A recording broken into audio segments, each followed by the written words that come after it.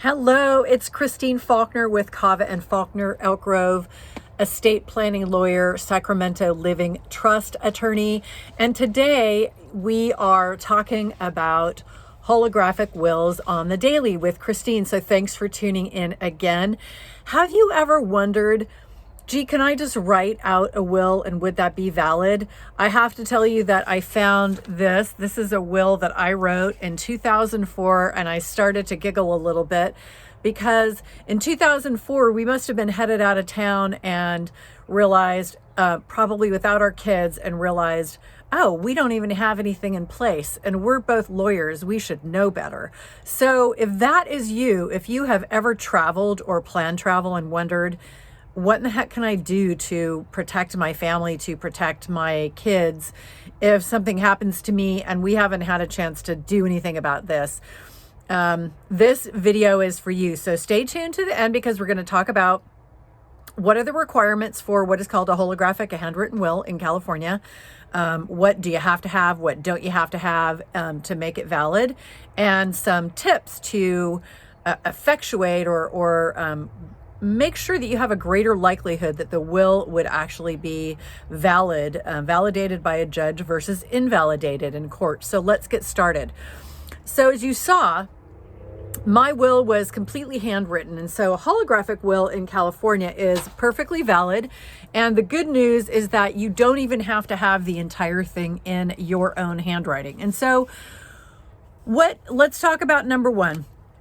What is a holographic will? A holographic will is a will signed by the testator, and the testator is the person who is signing the document with the material dispositive provisions in the testator's own handwriting.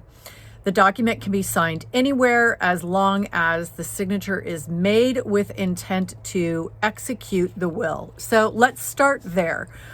So the person who is creating a will is called the testator, and you can either completely handwrite the document in your entirely in your own handwriting, as I did, or you can download a form off of the internet, and as long as the dispositive portions of the will are in your own handwriting and signed someplace on that document, it will be deemed a holographic will. So what does dispositive provision mean? Well, that is the portion of the will where you say, I leave my assets to, I leave my personal property, I leave my real property, I leave my bank accounts, I leave, blah, blah, blah, to this person or these people. That is the disposition or dispositive provision of the actual will. So ordinarily, a will needs to be dated, it needs to be signed, there needs to be intent, and we'll talk about that in a minute, and it needs to be witnessed in order to be valid in California. So a holographic will, right, one that is either entirely handwritten or the dispositive provisions are written in your own hand, does not need to be witnessed by two disinterested witnesses. So be aware of that, that the fact that you don't have two witnesses in and of itself will not invalidate the will. And in fact, the holographic will does not even need to be dated. So let's talk about some practice tips. A practice tip is definitely to date your will, because if another document is turned up and neither are dated, one is a form and one is handwritten, well, the form is going to prevail, even if it turns out that your holographic will was actually executed later. So very important. It's I've looked at a lot of folks' documents, and sometimes, it can actually be quite problematic when the document is not dated.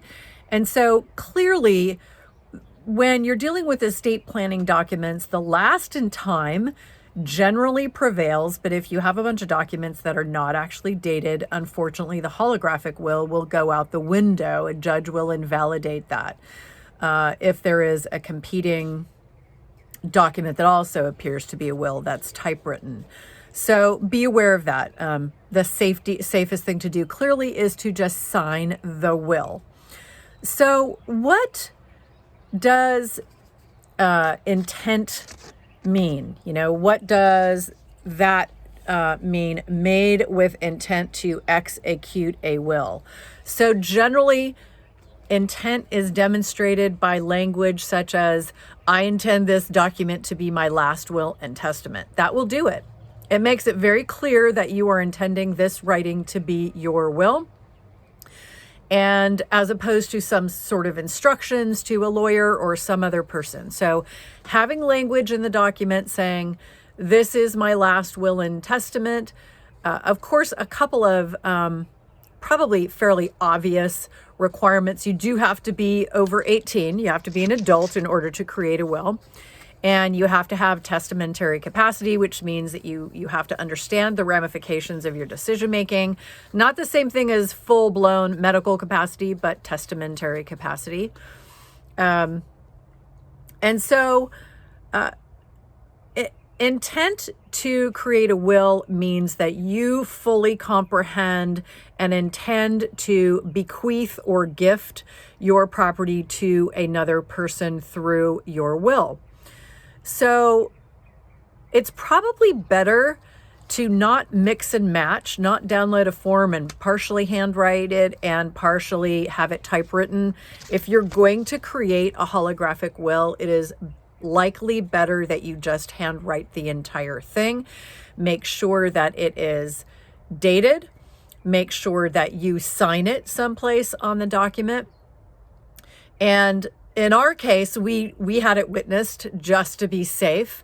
And so a couple of provisions that you probably want to consider including in your holographic will.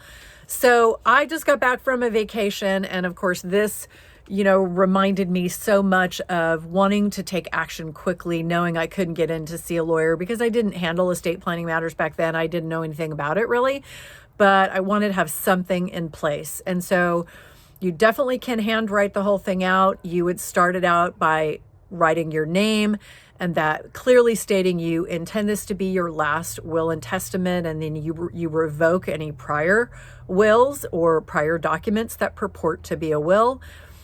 You dispose of your property by giving it to whomever.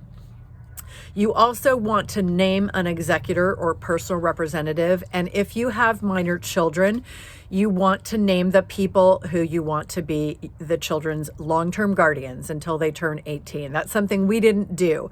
And so in 2004, when we executed those wills, our kids were, say, like 5 and 3. And I didn't know enough about it to include the guardianship portion of it.